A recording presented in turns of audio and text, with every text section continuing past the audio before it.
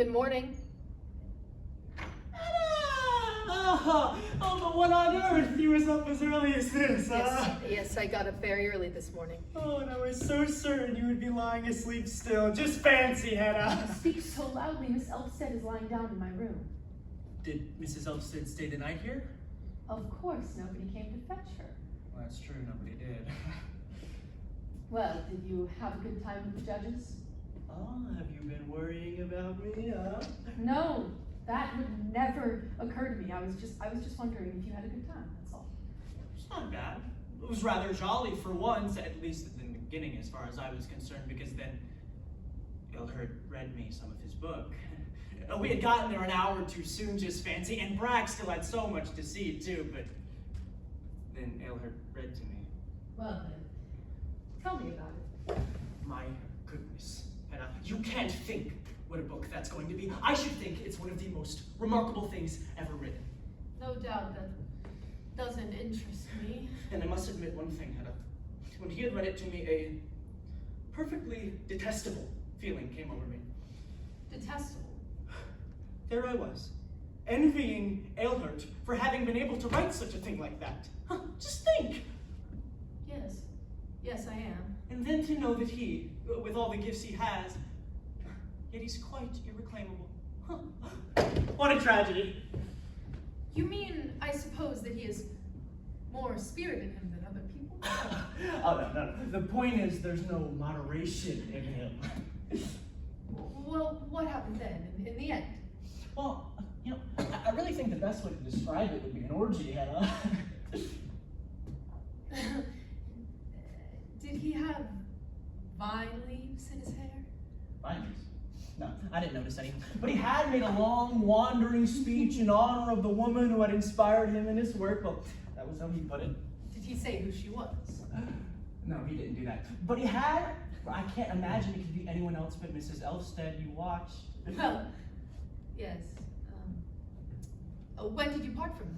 On the way back, the last of us, we broke up at the same time. And Brack had come along with us too to get a breath of fresh air. And so, you see, we had agreed to see Elhert home, but, you know, to tell you the truth, he had far more than he can carry. Yes, I can quite imagine that. You know, and the extraordinary part of it, Hedda, is, or rather the sad part, I ought to say, I'm almost afraid to tell you for Elhert's sake.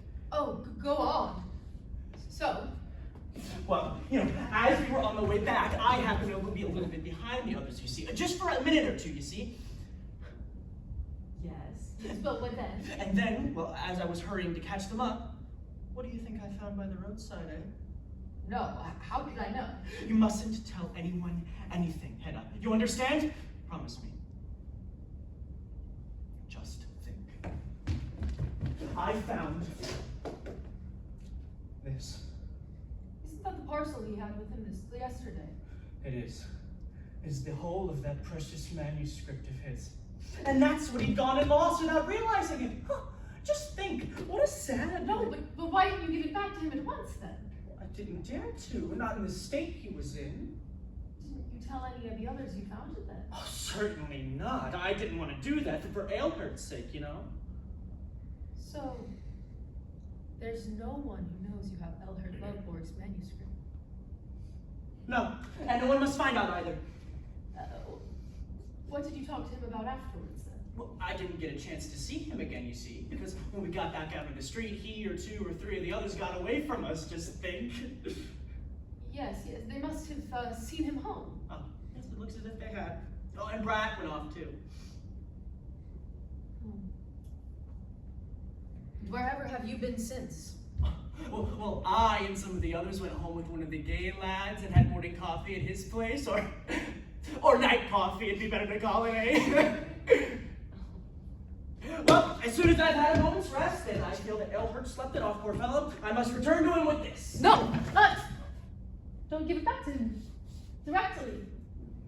I mean, let me read it first. Oh, and I couldn't do that. I really couldn't. You couldn't? No.